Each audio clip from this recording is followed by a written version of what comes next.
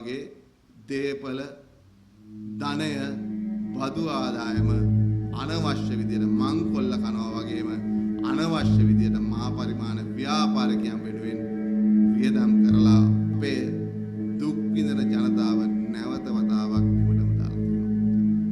පැහැදිලිවම කියන්න පුළුවන් මේ ආණ්ඩුවේ ගත්ත තීරණයක් තමයි තමුන්නාසලට මතක ඇති වාහන ගෙන්වන්න අවසර දුන්නා. අවුරුදු 3කට විතර 4කට විතර පස්සේ නැවත අවසර දුන්න වාහන ගෙන්නන්න. තමුන්නාසලා හොයලා බලන්න කවුද මේ වාහන වැඩියෙන් ගෙන්නලා තියෙන්නේ.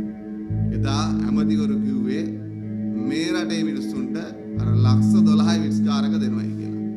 අද මේ වාහන බහුතරයක් ගෙනල්ලා තියෙන්නේ ව්‍යාපාරිකයෝ හොඳ හැකියාව තියෙන මුදල් තියෙන ශක්තිමත් ධන කුවේරයෝ සහ ආර්ථික වශයෙන් ශක්තිමත් මිනිස්සු. හොයලා බලන්න.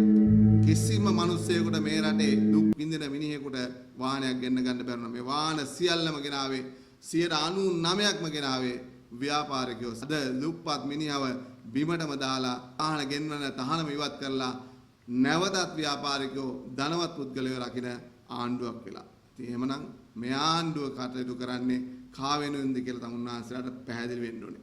රටේ ජනතාව රවට්ටලා රටේ ජනතාවට කියන්න පුළුවන් උපරිම බොරු කියලා අවසානයේ වාහන ටිකක් ගෙනාවා. ඩොලර් සංචිත ටිකක් අඩු කරගත්තා.